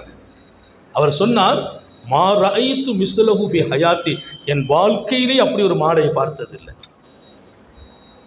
அல்லாமா அபூபக்கருல் அன்சாரியுல் பஸாஸி ரலியல்லாஹு அன்ஹு வாழ்க்கையிலே நான் பார்த்ததில்லை. அந்த ஜருக நாடா இருக்க அது ரொம்ப கவர்ச்சியா இருந்துச்சு. மனசு கேட்கல. ஆனா சாப்பிடணுமே, இதை வச்சு என்ன செய்ய முடியும்? வைரம் கிடைச்சிருக்கு, சாப்பிட முடியுமா? அதை கொண்டு பத்திரப்படுத்தின, நான் தங்குற ரூமில் கொண்டு பத்திரப்படுத்திட்டு சாப்பாடை தேடி மீண்டும் வந்தேன். வரும்போது ஒருத்தர் சத்தம் போட்டு கண்ணீரோடு வந்தார், என்னுடைய வைர மாலை காணல, என் வைர மாலையே காணல. யாரு கண்டெடுத்து தந்தாலும் மொழகு ஹம்சு மியாத்தி தீனாரின், திரும்ப எடுத்து தந்தவருக்கு 500 தங்க திர்கம் கொடுப்பேன், தீனார் கொடுப்பேன். 500 தங்க தீனார். 500 தங்க தீனார்னா எவ்வளவு தெரியுதா? ஒரு தீனார் தங்கத்துக்கு தான் தீனாருங்கிற, வெள்ளிக்கு திர்கம்ங்கிற. ஒரு தீனாரு 4.25 கிராம். ஒரு தீனார் 500 தீனார் கொடுப்பேங்கிறார். ஐநாங்கு 20, ஐநாங்கு 2000, 2.25 அது கொடுக்கிறது. அடிக்கடி பக்கத்தில் இருக்க மாட்டோம், முடிவு பண்ணிடுறீங்களா? எங்க 2000 தீனார்கள், தங்க திர்கங்கள், தீனார்கள், கிராம். எனக்கு ரொம்ப ஆச்சரியம். நான் உடனே சொன்னேன், உங்க இதை காட்டுவீங்களா, உங்களுக்கு தெரியுமா? எங்க வீட்டுக்கு வாங்கன்னு கூப்பிட்டு வந்தேன் அவரை. பசியோடு போனேன், சாப்பாடு கிடைக்கல. சரி பரவாயில்லை, இந்த மனுஷன் கண்ணீர் வெடிக்கிறாரு, வீட்டுக்கு கூப்பிட்டு வந்தேன். நான் இருக்கிற ரூமுக்கு வந்து அந்த அவர்கிட்ட கேட்டேன், எத்தனை அந்த மாலையில் எத்தனை முத்து இருக்கும், அந்த மாலையினுடைய அமைப்பு எப்படி. அவர் சொன்னது பூரா எங்கிட்ட இருக்கிறது கரெக்டாக இருந்துச்சு. வெளியில் ஜருக நாடான்னார். உடனே முடிவு பண்ணிட்டேன், திறந்து காட்டினேன். அவர் அப்படியே ஆனந்தப்பட்டு என்னை கட்டி தழுவினார். நீலாம் மனுஷனே இல்லைன்னார், நீங்கள் மனிதரே இல்லை அப்படின்னார். எனக்கு ஒன்றும் புரியலை, நம்மளை என்ன லிஸ்ட்டை சேர்க்க போகிறாரு. அவர் சொன்ன வார்த்தை, அல்லாமா அபூபக்கர் பஸாஸி சொல்கிறார், நீ மனிதரே இல்லை அப்படின்னார். தங்க அதை வாங்கிட்டு 500 தீனாரை சொன்னபடி கரெக்டாக எடுத்து வைத்தார். நான் இல்லை வாங்க மாட்டேன்னு. நீ வாங்கலைன்னா நான் உன்னை விட மாட்டேன்னு. வாங்கவே மாட்டேன், நான் கீழே இருந்து எடுத்தேன், உங்களுக்கு உரியது நிறைவேற்ற வேண்டும். இதற்கு நான் கூலி பெற்றால் நான் முஹம்மது ரசூலுல்லாவின் முஹப்பத்தை விட்டு வெளியில் போயிடுவேன். முஹம்மது ரசூலுல்லாவுடைய முஹப்பத் கீழே கிடந்து எடுத்து கையில கொடுக்கணும், அந்த முஹப்பத்தில் நான் இருக்கிறேன், எனக்கு வேண்டான்னார். அல்லாஹ் அந்த வாழ்க்கையை நமக்கு நசீபாக்கட்டும். பசி, கடுமையான சூழல். அந்த 500 தீனார் கிடைத்திருந்தால் அடுத்த நிமிஷம் ஏதாச்சும் வாங்கி சாப்பிட்டுருக்கலாம். வீட்டில் பணமும் இல்லை இவருக்கு, வாங்க மாட்டேன்னு போராட்டம். அவர் கொடுக்க, இவர் மறுக்க, அவர் கொடுக்க, கடைசியாக அவர் வச்சுட்டு போக பின்னாலே தூக்கி ஓடிக்கொண்டு நீங்கள் இதை கையில் வாங்கிடணும் அப்படிங்க. அவர் வாங்கிட்டு போயிட்டார். இது நடந்துச்சு. அல்லாமா இப்னு ரஜப் எழுதுவாங்க, நடந்த நிகழ்வு இவ்வளவுதான். அவர்கிட்ட தங்கமும் போயிட்டு தீனாரையும் கொடுத்துட்டாரு, அந்த மாலையும் கொடுத்து அனுப்பிட்டார். கொஞ்ச நாள் கழித்து ஹஜ்ஜினுடைய காரியங்களை முடிச்சுட்டு அவருக்கு ஹஜ்ஜுக்கு வந்தவர், அவர் ஹஜ்ஜை முடிச்சுட்டு போயிட்டார். அவர் வெளியூருக்காரர் தான். இவங்க இங்கேருந்து அரபி, இவங்க அரபி. யார்? அல்லாமா அபூபக்கர் அன்சாரி ரலியல்லாஹு அன்ஹு அரபி. அவங்க இங்கேருந்து திரும்ப புறப்பட்டாங்க. இவங்க புறப்பட்டு மணியை பாருங்க, மூலம் 11. சுப்ஹானல்லாஹ், முடிச்சிட 2 நிமிஷத்தில் இவங்க புறப்பட்டு போயிட்டாங்க. இவங்க போனாங்கன்னா கப்பல் பயணத்தில் போகிறாங்க. அல்லாஹ்வுடைய சோதனை என்னவோ, கடுமையான அலை மோதலில் கப்பல் நொறுங்கி நூறா போச்சு. கப்பல் நொறுங்கிட்டு கப்பலில் போனவங்க பூரா வெள்ளத்தில் மிதக்கிறாங்க. பல பேர் ஒஃபாத் ஆகிட்டாங்க. இவங்க அபூபக்கர் அன்சாரி போன கப்பல். அவர் முந்திய போயிட்டார், அவங்க போய் ரொம்ப நாள் ஆச்சு. இவங்க பின்னால் ஒரு கட்டம் போகிற போது நடக்குது. கப்பல்லாம் இதான் சுக்குநூறா போக, அல்லாஹ் எனக்கு பெரிய கருணை காட்டினான், எனக்கு அவன் அன்பு காட்டினான். ஒரு பலகையில் நான் பிடிச்சி ஏறி மேலே உட்காந்துக்கிட்டேன். அந்த பலகை அலக்களிச்சு இங்கே அங்கே ஓரத்துக்கு கொண்டு போகுது, அங்கே கொண்டு போகுதுங்க. மற்றவங்களெல்லாம் தண்ணீரை என் கண் முன்னாலே மௌத்தாகிறார்கள். அப்போதும் என் ரப்பு என் நினைவில் இருந்தான். இல்லை இல்லை, அவன் நினைவில் நான் இருந்தேன். அவன் நினைவில் நான் இருந்தேன். அவன் என் நினைவில் இருந்தான் சொல்லிட்டு சொல்வார், இல்லை இல்லை, அவன் நினைவுக்குள் நான் இருந்தேன். என்ன தூக்கி பலகையில் உட்கார வச்சான் அல்லாஹ். அல்லாஹ் நமக்கு தௌஃபீக் செய்யட்டும். அவன் நினைவில் நாம் இருக்க வேண்டும். அதுதான் உலமாக்களே அல்லாஹ் நமக்கு கொடுக்கிற எல்லை இல்லாத வெகுமதி. நம்முடைய நினைவில் அவன் இருக்கிறான். அது இருக்கிறது போதெல்லாம், தொடர்கிற போதெல்லாம், நான் உண்ணும் போதும் உறங்கும் போதும், நான் பேசுகிற போதும் செயல்படுகிற போதும், வெளிச்சத்திலும் இரவிலும் பகலிலும் அவன் எப்போது பார்ப்பானோ வெளிரங்கமாக பார்க்க மாட்டான் என்று நினைக்கிறோமோ அந்த நேரத்திலும் நம் நினைவில் அவன் இருந்தால் அவன் நினைவில் நாம் இருப்போம். எந்த நெருக்கடியிலும் நாமே ஜெயிப்போம். ஏன்? அவன் நினைவுக்குள்ள போய் உட்கார்ந்துடுவோம். இன்னைக்கு அதான் பலகீனம். நம்ம நினைவில் கொஞ்ச நேரம் தான் அல்லாஹ் வச்சுக்கிற முடியுது, ரொம்ப நேரம் அல்லாஹ் நம்ம நினைவில் இருக்கிறது இல்லை. திக்ருகள்ல, இபாதத்துகள்ல, பல இடங்கள்ல அல்லாஹ்வை நம்ம நினைவுக்குள்ள வைக்க முடியல. அல்லாஹ் அந்த நிலையிலிருந்து நம்மை பரிசுத்தப்படுத்துவானாக. கப்பல் நொறுங்கி நூறாக, பல பேர் வஃபாத்தாக, அந்த படகையில் நான் அமர என்னையும் அந்த பலகை அலக்களித்தது. ஒரு கட்டம் பலகை புரட்டி என்னை கீழே போட்டது. நான் அந்த பலகையை 2 பக்கமாக பிடித்து கொண்டதால் மீண்டும் திருப்பி உட்கார வச்சுச்சு. இந்த பலகை அப்படி புரளும் இல்லை, கீழே போயிட்டேன். பலகையை நான் விடலை, ஏன்னா பலகை மிதக்கும். மேலே ஏறிட்டேன். அப்படியே வந்து எங்கேயோ ஒரு கரையில் கொண்டு ஒதுங்கணும். கிட்டத்தட்ட பல நாள் பசிக்கு பின்னால் அந்த பக்கமாக பசியெல்லாம் மறந்து போச்சு. என்ன இப்போ ஹயாத்து வேணுமா வேண்டாமாங்கிற கட்டம். மௌத்தா ஹயாத்தாங்கிற போது பசியாக தெரியும். ஒதுங்கிச்சு கதை. கரை ஒதுங்கிய போது அப்படி அங்கே இருந்துச்சா, வேசி இல்லை, துணி இல்லை, ஆடை இல்லை, ஒன்றும் இல்லை. அங்கே போன உடனே இந்த காட்சிகள் கணக்கு வர அங்கேருந்து எழுந்திருச்சு லேசாக மேலே ஒரு ஒட்டு துணியோடு போனேன். அங்கே ஒரு பள்ளிவாசல் இருந்துச்சு, அந்த பள்ளிவாசலில் போய் நுழைஞ்சிட்டேன். நுழைஞ்சாச்சுன்னு சொன்னால் ரொம்ப ரொம்ப ஆச்சரியம். குல்லுகும் உம்மியோன், எல்லாமே உம்மிகள். உம்மிகள்னால் இவர் அரபி இல்லாதவங்கள உம்மிங்கிறார், அஜமிங்கிறார். ஒருத்தருக்கும் எழுத தெரியாது, படிக்க தெரியாது. இன்னும் சில பேர் எழுதுறாங்க அவங்க அஜமி அல்ல, அவங்களும் அரபுகள் தான். அரபுகளாக இருந்தாலும் அவங்களுக்கு எழுத படிக்க ஒருத்தருக்கும் தெரியாதுன்னு எழுதுறாங்க. சரி, வரலாறு ஒரு பெரிய விஷயம். உள்ளே போயிட்டோம். உள்ளே போன உடனே என்னுடைய நிலைமை பார்த்து ஆளுக்கு ஒரு வேஷியை கொடுத்தாங்க, சாப்பாடு கொடுத்தாங்க. நல்ல மக்களாக இருந்தாங்க. நான் சந்தோஷப்பட்டு எல்லாத்தையும் பேசுனா பேச்சு அவங்களுக்கு விளங்கல. கடைசியாக நான் என்ன பண்ணேன்னா குரான் எடுத்து ஓதுனேன். உடனே அவங்க எங்கள்கிட்ட கேட்டாங்க, உங்களுக்கு குரான் ஓத தெரியுமாண்டு. ஆமாம் தெரியும்னு. அவங்க ஊரில் பார்த்தா எல்லாம் பழைய பேப்பர்களாக இருக்குது, முழு குரான் ஷரீஃப் இல்லை, கிழிந்து இருக்கிறேன். அப்போ நான் ஓத தெரியும்னு அவங்க பெரிய ஆட்கள்லாம் எங்கிட்ட வந்து ஓத வந்தாங்க. நான் ஓதி கொடுக்க ஆரம்பித்தேன். அப்புறம் பிள்ளைங்களை கொண்டு வந்தாங்க, பிள்ளைங்களுக்கு ஓதி கொடுத்தேன். அவங்களுக்கு என்ன பிடிச்சி போச்சு. அப்போ நான் பார்த்தா குரான் இல்லைன்னாங்க. உடனே இருக்கிற குரானுடைய எழுத்தெல்லாம் கிழிஞ்சு இருக்க ஒரு குரானை என் கையால் எழுதி கொடுத்தேன். என் கையால் எழுதினேன். உங்களுக்கு எழுத தெரியுமான்னு கேட்டாங்க. ஆமான்னு சொன்னேன். அவங்க பிள்ளைகளுக்கும் எங்களுக்கும் எழுத்தையும் கடித்து தாருங்கள் என்றார்கள். நான் படித்து கொடுத்தேன். அந்த ஊரில் இருக்கிற அத்தனை பேர்களும் என் மாணவர்களாக மாறினார்கள். எப்படிப்பட்ட இடத்துல அல்லாஹ் கொண்டு விட்டான். அந்த உம்மீன்களின் ஆசிரியராக ஆனேன். அவர்களுக்கு குர்ஆனை கற்றுக் கொடுத்தேன், எழுத கற்றுக் கொடுத்தேன். அப்போது அவங்களெல்லாம் முடிவு செய்தாங்க, எங்கள் ஊரை விட்டு நீங்கள் போகக்கூடாது ஹஸ்ரத். நம்ம நிலைமை தான். நீங்கள் நிறைய ஊரில் தான் ஹஸ்ரத் நீங்கள் போவே கூடாது, இங்கே தான் நீங்கள் இருக்கணும், உங்களுக்கு பொண்ணை பார்த்து கட்டி வச்சிடறோம்பாங்க. அப்புறம் கட்டி வச்ச பொண்ணோடு சேர்த்து அனுப்பி வச்சிருவாங்க. எத்தனை ஊரில் கொஞ்சம் பயமாக இருக்குது. இந்த பயானை யாராவது கேட்டுட்டு கோவப்பட்டு பதில் எழுதிடக்கூடாது. நான் யாரையும் எப்போதும் குறை சொல்வது இல்லை. நம்முடைய நிலை நிரந்தரம் என்பது நமக்கு இல்லை. அதுவே ஒரு பெரிய பரக்கத்து தான். அல்லாஹ் எங்கெல்லாம் நம்மளை வச்சு வேலை வாங்கணுமோ அங்கெல்லாம் வேலை வாங்குவான். அதான் பெரியார்கள் எழுதுவாங்க, பாப்பா மௌத்தா போறாருன்னா சும்மா மௌத்தாக மாட்டார். பாப்பாவை கொண்டு என்னென்ன காரியம் நடக்கணுமோ அத்தனை காரியம் முடிகிற வரைக்கும் அல்லாஹ் அவருக்கு ஹயாத்து பிச்சை போடுவான். அவரை கொண்டு வேலை முடிஞ்சிச்சுன்னா அல்லாஹ் அவரை எடுத்துக்கிடுவான். எடுத்த பின்னால சில வேலைகள் அவங்க தாயை வைத்தே நிறைவேற்றுவாங்க. அது ரப்பின் ஏற்பாடு. அதனால என் பிள்ளைங்க சென்னத்தை சொல்லுவாங்க, பாப்பா பயணத்தை குறைச்சிக்கங்க அப்படிமா சொன்ன. ஒன்றும் இல்லை, என்னை கொண்டு என்னென்ன வேலை நடக்கணுமோ அது வரைக்கும் என் ஹயாத்தை உலகத்தில் யாராலும் எடுக்க முடியாது. வேலை நம்மை கொண்டு நடக்க வேண்டிய வரைக்கும் எல்லாம் ஹயாத்தாக்கிட்டே இருப்பான்.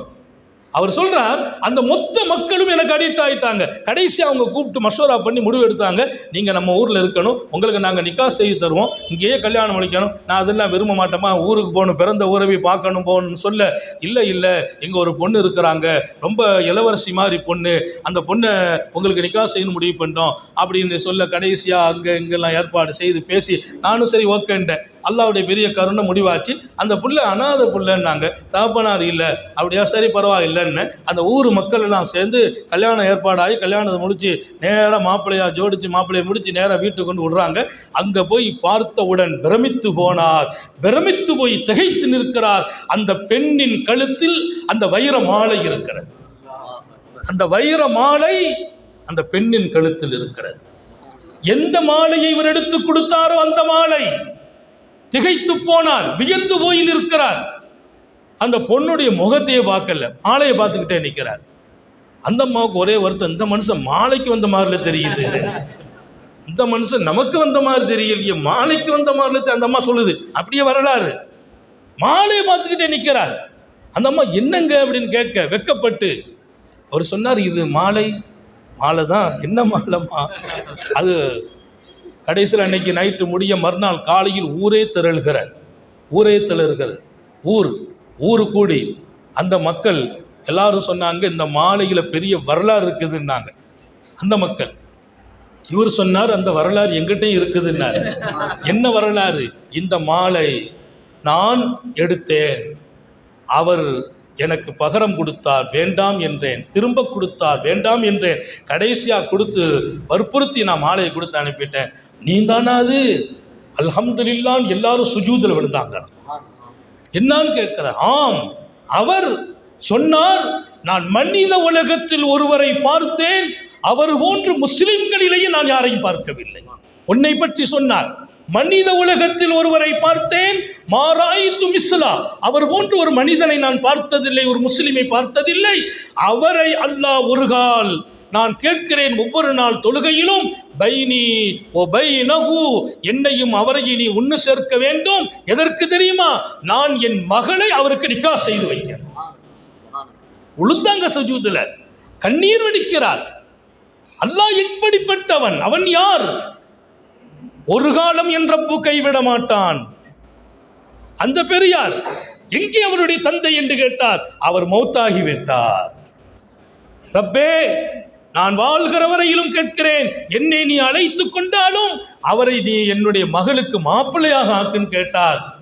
அந்த துவா சுப்ஹானல்லாஹ், எப்படி அல்லாஹ் அங்கீகரித்தான்.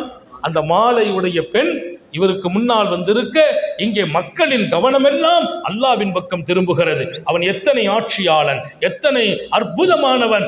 மனிதர்களின் உணர்வில் புறப்படும் துஆ எத்தனை அங்கீகாரமானது. அப்ப அந்த பகரத்தை வாங்க மாட்டேன்னு சொன்னதுக்கு, அந்த துஆவுக்கு அல்லாஹ் கொடுத்த அங்கீகாரம் என்ன? இந்த வரலாற்றை நான் நினைத்து வியப்படைவேன். ஏதோ கற்பனை வரலாறு அல்ல. அல்லாமா இப்னு ரஜப் எழுதுகிறார், உங்களுடைய இதயத்தில் நான் பதிக்கிறேன், நம்முடைய ரப்பு இத்தனை ஆற்றல் மிக்கவன். எங்கோ பிறக்கிறார், எங்கோ வாழ்கிறார், எழுத்தறிவும் படிப்பறிவும் இல்லாத ஊரில் அல்லாஹ் அவரை கொண்டு சேர்க்கிறான். அவர் போன கப்பல் பல பேர் ஷஹீதாகிறார்கள். இவரை பலகையில் உட்கார வைத்தான், புரட்டினான், உரட்டினான், எங்கோ ஒரு கரையில் ஒதுக்கினான், மீண்டும் இந்த மஸ்ஜிதுக்கு வர வைத்தான். பல நாட்கள் ஓதி கொடுக்கிறார், எழுத்து கொடுக்கிறார், படித்து கொடுக்கிறார். கடைசியில் எல்லாரின் இதயத்திலும் போட்டால் அந்த பொண்ணு இவர் தான் மாப்பிள்ளன் போட்டான். அல்லாஹ் அவன் யார்? பெருமானார் ஸல்லல்லாஹு அலைஹி வஸல்லம் ஹதீஸின் விளக்கத்தில் பெருமக்கள் எழுதுவாங்க, அல்லாஹ் உலகத்தில் யார் யாரை கல்யாணம் முடிக்கணுங்கிறத பிறக்கிற போது பெண்மகளின் நெற்றியில் ஒஃபி குல்லி இம்ராஅத்தின் இஸ்மு நாகிஹா, நிக்கா செய்கிற ஒவ்வொரு பெண்ணும் யாரை நிக்கா செய்வாள் என்று அந்த மாப்பிள்ளையின் பெயரை ஒரு பெண்ணின் நெற்றியில் எழுதிதான் அல்லாஹ் படைக்கிறான். நம்ம மகளுக்கு ஊர் பூரா மாப்பிள்ளை தேடுவோம், கடைசியாக பார்த்தா ஏத்த வீட்டிலேருந்து மாப்பிள்ளை வருவார். அல்லாவின் ஆச்சரியம் அது. அவன் குறித்து நான் விளங்க வேண்டும், இன்னும் விளங்க வேண்டும். அவன் பேரற்புதமானவன், நம்மை எப்படியெல்லாமோ நடத்துகிறான். வியக்கத்தக்க நிகழ்வு அல்லவா நான் சொன்ன நிகழ்வு. அந்த நிகழ்வை பார்த்தால் அல்லாஹ் யார் என்று விளங்குகிறது, எப்படி அந்த துஆவுக்கு அங்கீகாரம் தந்தான் என்று விளங்குகிறது. இதுவெல்லாம் உங்கள் முன்னால் நான் பதித்த நோக்கம், ரப்புல் ஆலமீனோடு நமக்கு ஒரு அழகிய உறவு இருக்க வேண்டும், தொடர்பு இருக்க வேண்டும். நான் சொன்ன அந்த 4 விஷயத்தில் ரொம்ப கவனம் வையுங்கள். அந்த தருணம் தான் ஷைத்தான் நம்மை அடைய பெறும் தருணம், அல்லாஹ் நம்மை தேர்ந்தெடுக்கும் தருணம். அல்லாவின் தேர்வுக்கு உட்பட்ட இடத்துக்குள்ளே நாம் வர வேண்டும். இதுதான் ஆன்மீகம், இதுதான் தஸவ்வுஃப்.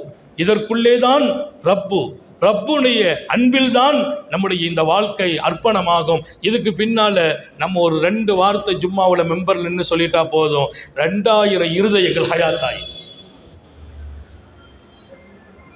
ஒருத்தர் கேட்டார், ஒரு நாளைக்கு 5 பயான் செய்றீங்களா ஹதரத், எங்கே போய் குறிப்பெடுத்தீங்கன்னு. குறிப்பெங்க எடுப்பது? நான் நிஜமாகவே சொல்வேன், போய் உட்காருவோம். இங்கே எது தேவையோ ரப்பு வெளியாக்குன்னு ஒரு துவா தான்.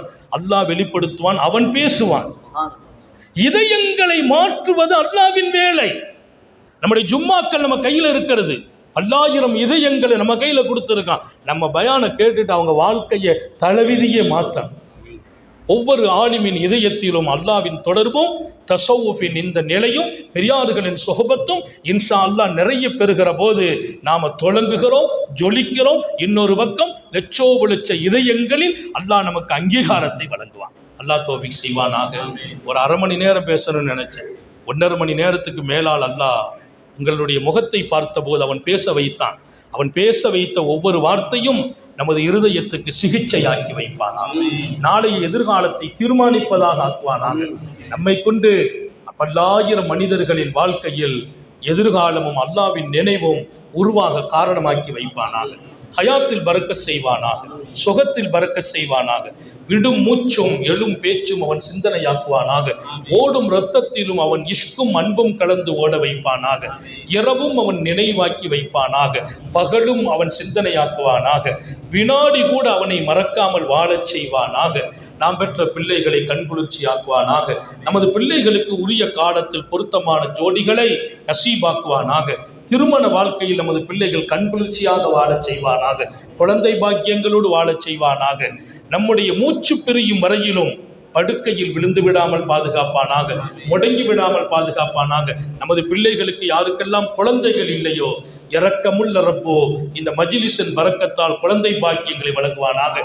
எங்கெல்லாம் கணவன் மனைவி சந்தோஷமாக இல்லையோ, பிரிந்திருக்கிறார்களோ, அவன் இணைத்து சந்தோஷமாக்கி வைப்பானாக. சொர்க்கத்திலும் சந்தோஷங்கள் தொடரச் செய்வானாக. நம்ம நல்ல குணம் நம்ம மனைவிட்ட வெளிப்படுதல். ஆளுங்கள் எல்லோருக்கும் சொல்கிறேன், நம்ம மனைவி இடத்தில் நம்முடைய நல்ல குணம் வெளியாகணும். நம்மை பார்த்து பார்த்து அவர்கள் ஆனந்தம் அடையணும். இப்படி ஒரு கணவனுக்கு வாழ்க்கைப்பட்டு விட்டேனே என்று நான் என்ன தவம் செய்தேனோ என்று என் மனைவி நினைக்கணும். என்னுடைய பிள்ளைங்க நினைக்கணும், இப்படி ஒரு தந்தைக்கு பிறந்து விட்டேனே என்று. அப்படி எல்லா இடத்திலும் நீங்கள் மிளிர வேண்டும். அல்லாஹ் அருள் பாலிப்பானாக. எனக்கும் உங்களுக்கும் தௌஃபீக் செய்வானாக. நீண்ட நெடிய நாட்கள் நோய் நொடிகள் இல்லாமல் உடல் ஆரோக்கியத்தோடு மன நிறைவோடு இன்பத்தோடு அல்லாஹுவை நின்று வணங்கி வழிபட்டு வாழும் நசீபையும் பாக்கியத்தையும் எல்லாம் அல்ல அல்லாஹ் உங்களுக்கும் எனக்கும், நம்மை ஈன்றெடுத்த தாய் தந்தையர்களுக்கும், நமது மனைவி மக்கள் உற்றார் உறவினர் யாவருக்கும் கொடுத்தருள் புரிவானாக. நமது உயிரினும் மேலான கண்மணி காத்தமுன் நபியின் சர்க்காரை ஆலம் சுந்தர நபிகள் ஸல்லல்லாஹு அலைஹி வஸல்லம் அவர்களை கனவிலும் நனவிலும் கண்டுகளிக்கும் பெரும் பாக்கியத்தை அல்லாஹ் நம் எல்லோருக்கும் கொடுத்தருள் புரிவானாக. இந்த நல்ல துஆக்களோடு உங்கள் எல்லோருடைய துஆவை ஆதரவைத்து என் வார்த்தைகளை நிறைவுபடுத்துகிறேன். வாஹிரு தஅவானா அல்ஹம்துலில்லாஹி ரப்பில் ஆலமீன். அஸ்ஸலாமு அலைக்கும் வரஹ்மத்துல்லாஹி வபரகாத்துஹு.